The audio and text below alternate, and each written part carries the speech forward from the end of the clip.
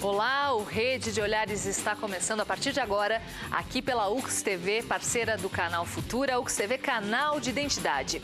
Numa sociedade que se considera evoluída, qualquer tipo de preconceito, seja ele social, racial ou sexual, deveria não existir. Pois é, e hoje o programa abre espaço para falar sobre a diversidade sexual. E você que está em casa pode participar com a gente ao vivo nesse horário das 6h30 da tarde. Claro, Vivi, quem está em casa, então com certeza pode e deve participar com a gente hoje, né, Vivi? Pode mandar um tweet pra gente no @UXTV, também pode deixar um recadinho no nosso perfil no Facebook, facebook.com/UXTV. Se quiser mandar um e-mail também pode, redeolhares@ux.br ou o bom e velho telefone, né, Vivi? 3218-2194 para conversar com a nossa produção. Antes da gente começar propriamente a nossa conversa, eu vou chamar uma reportagem que nós fizemos nas ruas aqui de Caxias do Sul, pedindo para as pessoas que passavam, então, enfim, pelo centro da cidade, o que elas pensam sobre o homossexualismo, e a gente confere agora as respostas. O que tu pensa sobre a diversidade sexual hoje? Eu acho que é uma realidade. Acredito que é uma coisa que está presente no nosso dia a dia. É uma opção, eu acho que deve ser respeitada. Eu sou completamente a favor, tenho amigos, não tenho preconceito nenhum. Eu acho que a nossa sociedade tem que ter a cabeça mais aberta. Graças a Deus não tem ninguém na minha família, mas não sou contra. Entende? Eu acho que a vida é para viver. Um pouco estranho, mas eu nunca tive preconceito. A princípio é uma coisa normal, a gente vê casais andando de mão dada, principalmente aqui em Caxias tem bastante. Se sente bem, né, com ele mesmo, quem sou eu para dizer algo contra? Na nossa época não existia isso, né? Quer dizer, existia, mas sei lá. Ninguém assumia. Ninguém assumia. Não acho estranho, acho que está aí no mundo, né?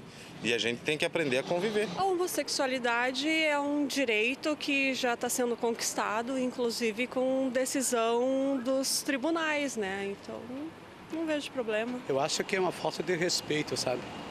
E hoje em dia estão querendo tomar conta da sociedade, querendo colocar a goela abaixo para o pessoal, tudo isso. Eu sou muito a favor sempre da diversidade, sem discriminação, cada um da sua maneira de ser, o que importa é ser feliz.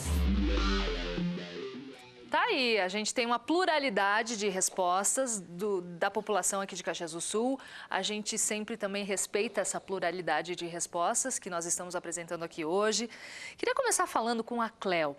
Cléo, quando a gente fala sobre diversidade sexual, o que isso significa no teu ponto de vista? Eu não optei nascer uma travesti.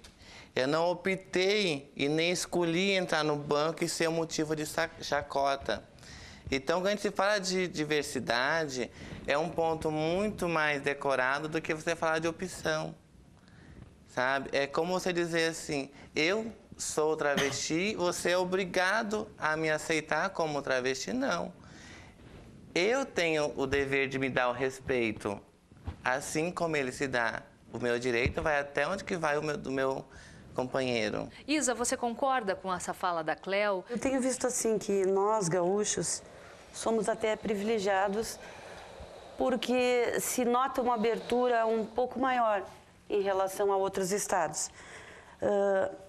Eu diria que diversidade, para mim, é o direito de qualquer pessoa se expressar, de ter a orientação que está dentro dela. Tem algumas falas da Cléo que a gente vai resgatar ao longo do programa, essa coisa do preconceito, né, que você colocava também, Cléo. Isso aí a gente vai pautar ao longo do programa também, com certeza. E também, Isa, uma das conquistas aqui do Rio Grande do Sul foi a carteira de nome social, que teria quase a mesma função da carteira de identidade. Emílio, você poderia explicar para a gente mais um pouco sobre isso? Tem sido um estado pioneiro nesse sentido de trazer para o mundo jurídico essas pessoas que até então estavam excluídas, sem uma identidade, sem o reconhecimento da sua condição jurídica, e agora elas têm, desde o reconhecimento da união homoafetiva e também da adoção por casais homossexuais, que é uma coisa muito nova em relação ao resto do país. Vamos explicar para o pessoal para que serve essa carteira. Cléo? Sim. Bem, a carteira, no nosso caso, das travestis e transexuais, ela vai servir assim, se você vai abrir uma conta no banco, ela não vai substituir o seu RG. tá? No meu caso, eu vou abrir uma conta, eu vou apresentar o meu RG e a minha carteira, eu não vou ter necessidade de olha, meu nome está aqui fulano de tal, mas eu gostaria que você me chamasse de Cleonice, eu não vou ter esse constrangimento. E hoje é um problema que nós enfrentamos muito isso, porque o travesti está na prostituição. Se você analisar, a grande maioria que está na prostituição não terminou sequer o primeiro grau, tá? Isso já é uma consequência do quê? De uma coisa que machuca muito nós, que é a questão do nome. Então, assim, a gente está falando de um preconceito que desencadeia N coisas que passam até pela questão da instrução da pessoa. No momento que, como a Cleo diz, que se tem o direito de ter um nome social usado nessa escola, já se começa dentro de uma igualdade. Isso já vai colocar dentro da sala de aula o Estado dizendo que aquele sujeito tem aquele direito. Márcia, situa pra gente como é que está a situação hoje aqui da nossa região aqui. Tá. Então, assim, esse parecer, ele tem vistas do Conselho Estadual da Educação, parecer 739 de 2009, que acolhe as escolas do Sistema Estadual de Ensino de Educação, que pode, então, o aluno ter o nome social. O menino, a menina, o adolescente, que quiserem usar o nome social tem direito. Se for menor de idade, com autorização dos pais. Sendo maior de idade, já por opção da pessoa. Pode fazer tranquilamente. Tranquilamente. Porque esse preconceito, ele não existe só com o adolescente. Tem que começar do professor. Mas existe preconceito quanto o professor também. Porque existe professor que tem a opção sexual e não é respeitado também. Para nós da LBL, opção é um termo um tanto pejorativo. Nós falamos em orientação sexual. É o mais adequado. Porque não foi a pessoa que optou, não. Foi a questão do nascer. O nascer ou uma questão psicológica, não interessa o porquê. Mas opção seria tu poder desistir disso e ficar bem e ser feliz. Uma condição. Uma orientação é diferente. Orientação seria a palavra. Orientação é a palavra correta. É um depoimento bastante forte, bastante marcante, que a gente vai compartilhar com vocês agora.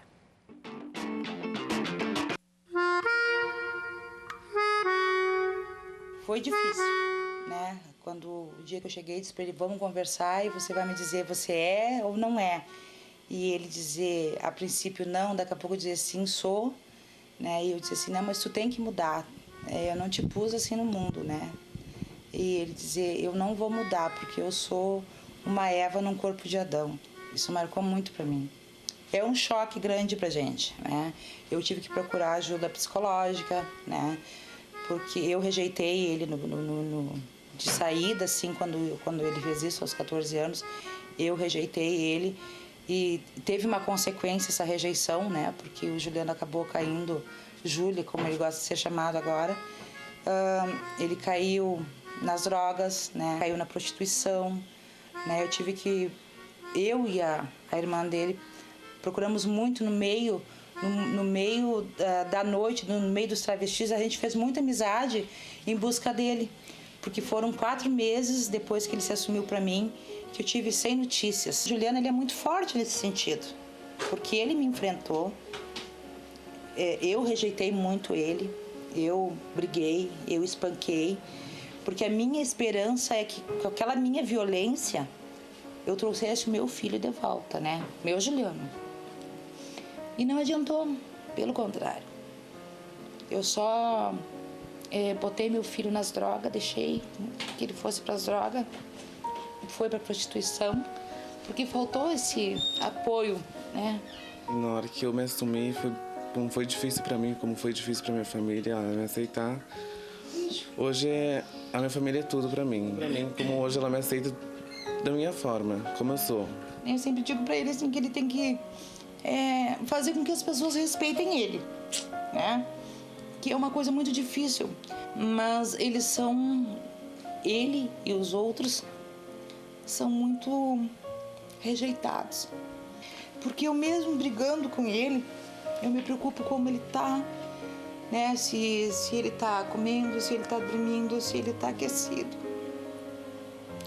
né? Então, o que eu desejo como mãe para a Júlia que ela encontre o caminho, que tenha uma vida digna, ache um companheiro que respeite.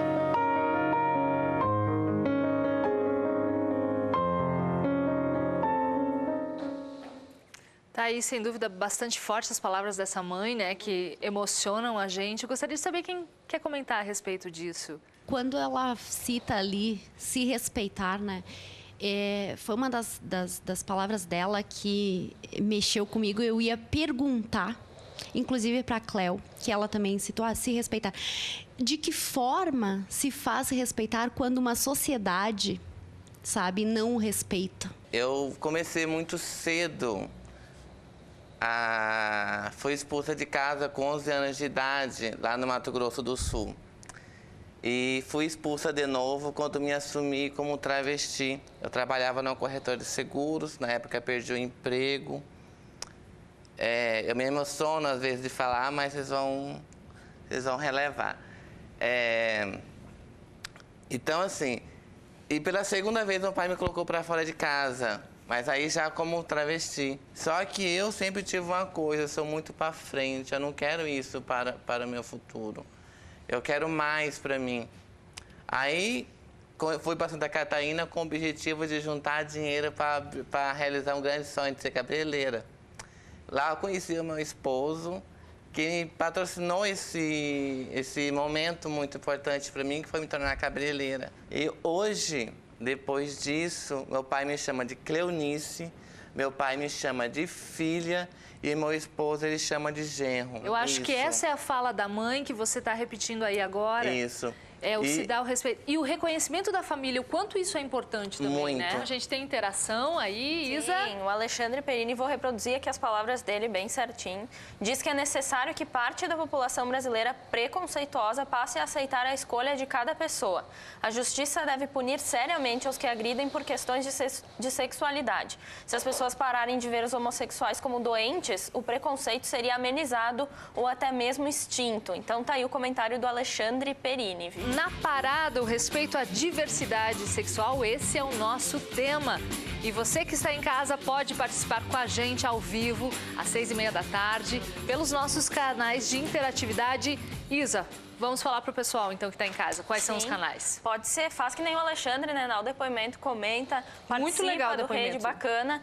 Pode ligar, então, 3218-2194, conversar com a produção, né, Vivi? Manda um recadinho no Twitter também pelo perfil da UXTV, o @UXTV, ou pelo facebook.com/UXTV. Tem o e-mail também, redeolhares@ux.br. Eu vou chamar agora mais uma série de enquetes que nós fizemos na rua com a população aqui de Caxias do Sul sobre o que as pessoas pensam que a sociedade reage, que a sociedade tem preconceito ou não com pessoas aí de diferentes orientações sexuais.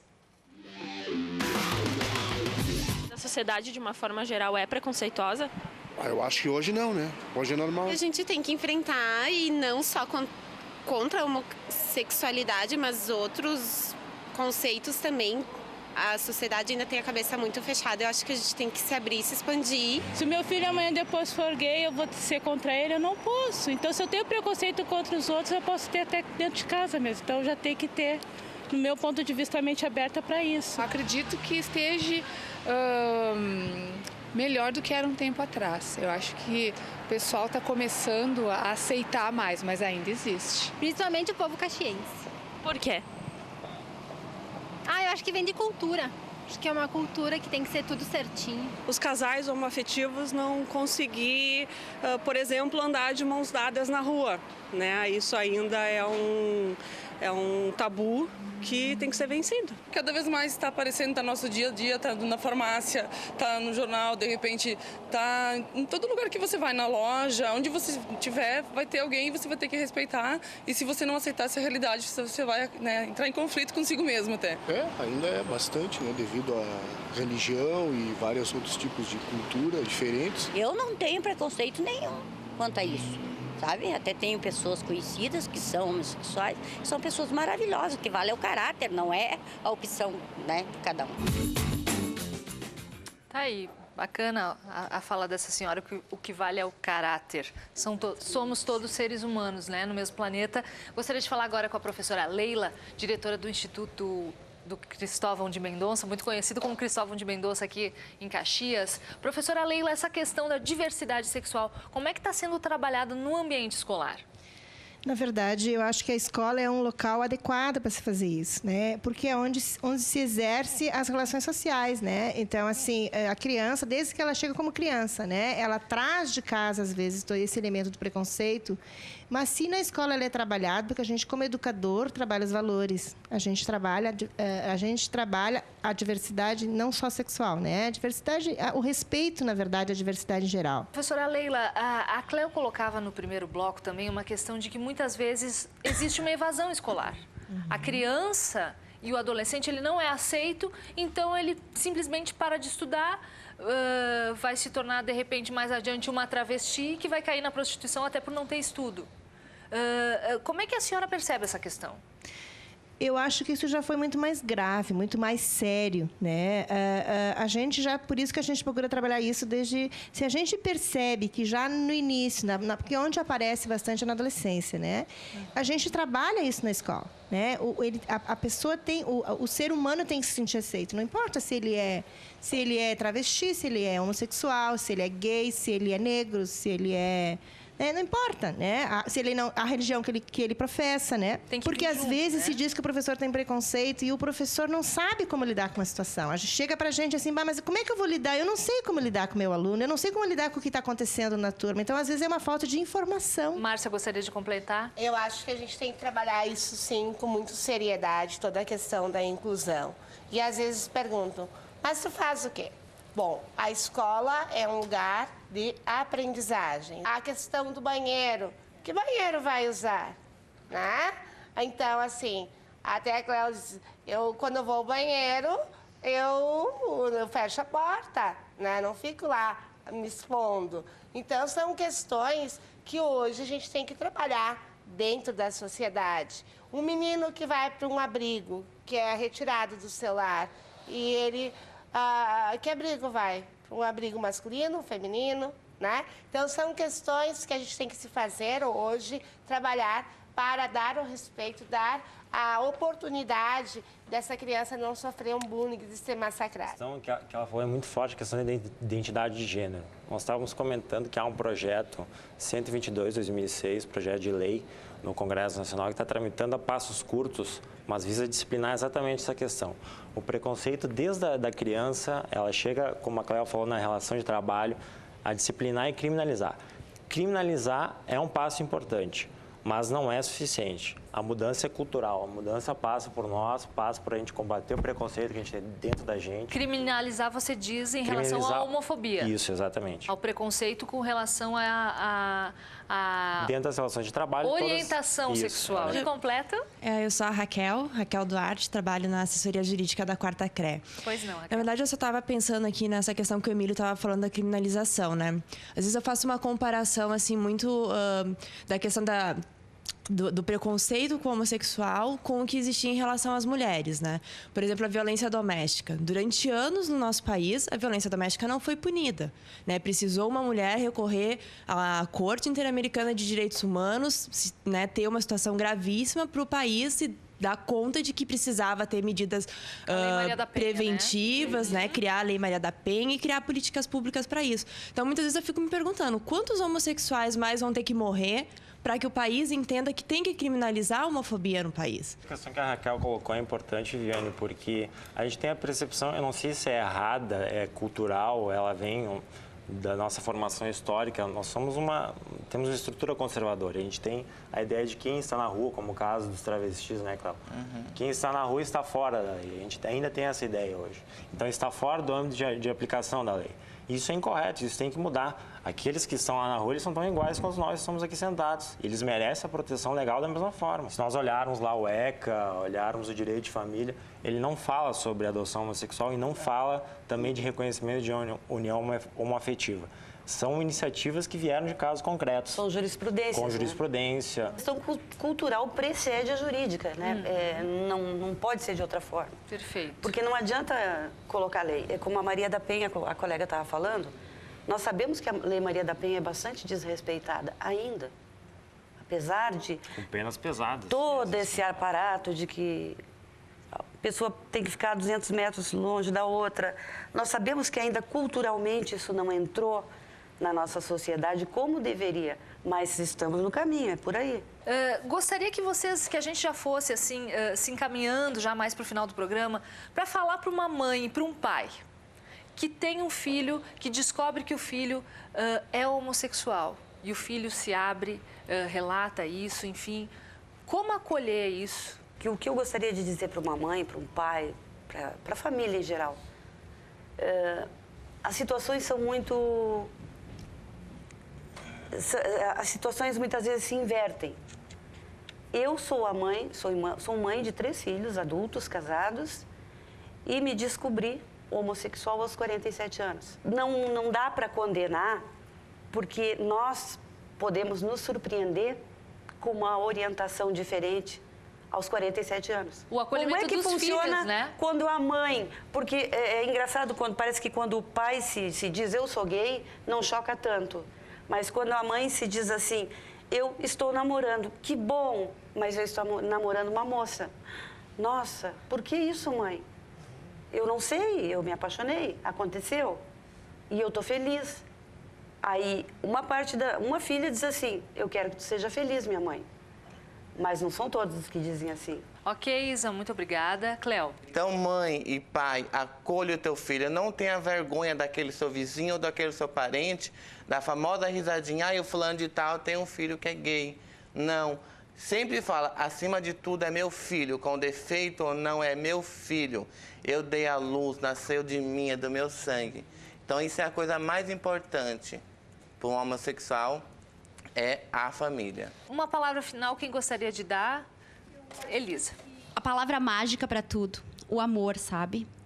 Se tu ama o teu filho, se tu ama teu próximo, teu colega, teu companheiro, sabe? Aceita ele.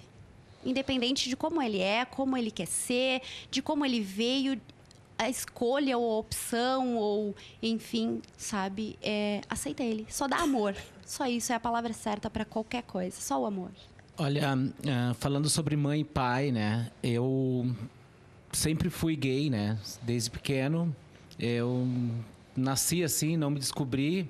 Não falei, hoje vou ser gay e tal, né?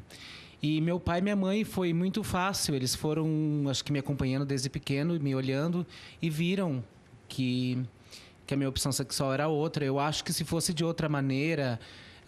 se eles tivessem revoltado contra mim, ou me cobrado, ou tipo aquela mãe que fala, prefiro ter um filho drogado, um filho bandido do que um filho gay, talvez hoje eu não teria conquistado muitas coisas que eu conquistei na vida. Eu estaria na rua, ou estaria me prostituindo, ou teria saído de casa e não teria aquele carinho de pai e mãe que eu tive. Eu agradeço muito a todos vocês. O programa foi muito bacana. Muito obrigada a todos, ao esclarecimento de todos. O prazer foi nosso. Isa, muito obrigada também.